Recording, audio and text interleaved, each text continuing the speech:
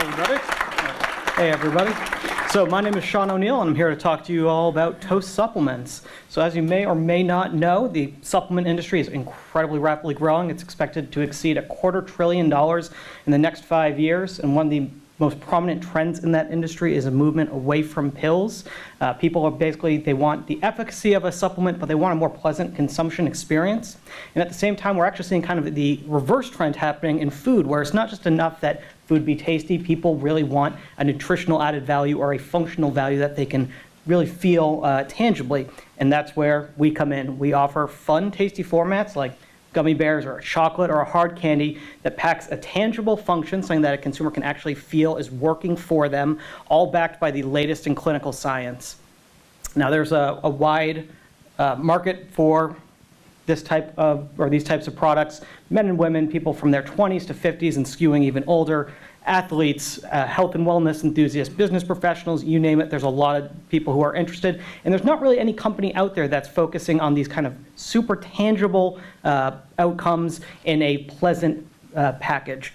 And so we launched our first product earlier this January, which is the Toast Before You Drink Gummy. That is designed so that you can go out and have a big night out or an event like this where you may consume some alcohol while still feeling ready to crush it the next morning and also keeping yourself healthy in the long run.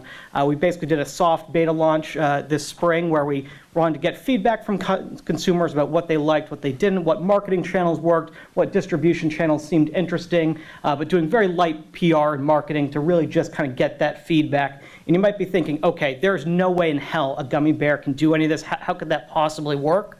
Well, as I said, it's all based on the latest in clinical science, which has shown that a hangover actually has nothing to do with something like dehydration or low blood sugar. What's really happening is actually a lot more like a flu. When you get the flu and you feel nauseous and your body hurts and all those terrible symptoms, none of those are actually caused by the flu virus itself. It's all caused by the immune system's counter response that's trying to fight off that viral infection. And a hangover functions very similarly. When you drink, it causes inflammation throughout your liver, stomach, and intestine that causes your body to think, oh shit, I'm under attack. Immune system, go respond. The heavier the immune response, the worse the hangover is the next morning. And that has been clinically corroborated over the last 5-10 years.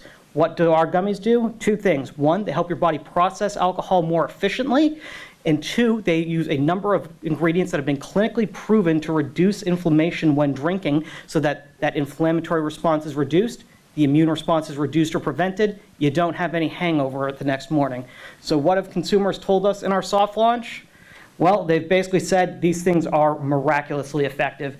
We have gotten universally effusive praise in the efficacy of the product.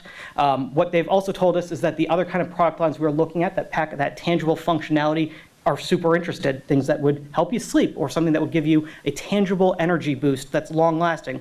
The one negative piece of feedback we got was that the original gummies, the taste just wasn't there. It was too bitter, too medicinal, because it was really designed for efficacy first and foremost, taste second. So we went into the lab in March to start really updating that. We have just finalized an updated version, and the difference has been night and day. Businesses that we had previously talked to were like, oh yeah, this is kind of interesting, keep us updated, but refused to commit. Sent them a handful of the updated product and basically got, oh yeah, the moment this is ready for the market, we want to order 3 cases of it. This is amazing.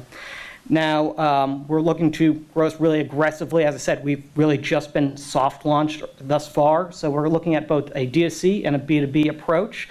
D2C, people want to hear that the product works. They really don't trust it when it comes straight from our mouth. They want to hear it from a credible authority. So we're going to push our resources into PR and then use our ad dollars to really push that virality of those. And then we found a couple of channels where this works very nicely and have lined up partnerships in both of those. One is with Tenzo Tea, which is a premium matcha company out in the West Coast. Is going to intro us to all their retail buyers.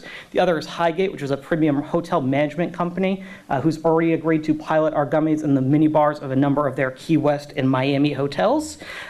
We have very strong margins on these products. As we scale up, they only get better. We're already at 50% fully baked, so that's including like shipping and fulfillment. It only goes up as we grow. We've also figured out a way to introduce new product lines at low cost, low volume, where basically we can private label something to test out, see if consumers like it. things that work, we reformulate, working with our scientific advisors to get the most effective product, put into whatever format people want, whether that's a chocolate or a gummy or a hard candy or what have you. We want to do this pretty aggressively over the next 5 years, and both in our SKU count and our distribution. And so currently we are raising a $600,000 round that will allow us to intro the updated version of our gummies and our next couple of product lines, including a sleep product and possibly a CBD product as well, as long as bring on a B2B salesperson, and putting in a hefty amount of resources into PR and marketing. As I said, we are working with the top researcher in the field when it comes to hangovers. Dr. Joris Verster is the founder of the Alcohol Hangover Research Group. Basically everything that has been done in this field in the last 10, 15 years, he's either part of or has been the person to help bring that to a wider audience.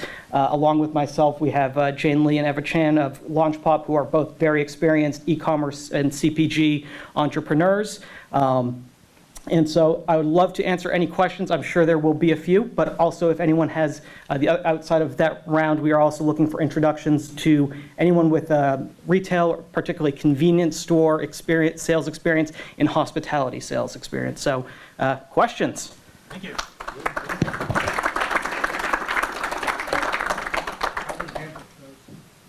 So it comes, it's a carton of gummies. It comes with 10 single serving packs. So you can just take the one pack, literally put it in your pocket, take a couple, give them out to friends, but each pack is a single serving. But again, So everything in here is non-toxic, natural. Literally, if I ate this entire box, the only poor outcome is that my urine tomorrow morning would be very bright. But outside of that, nothing. So even if your kid comes across and it's like, ooh, gummy bears, no problem. It's all natural.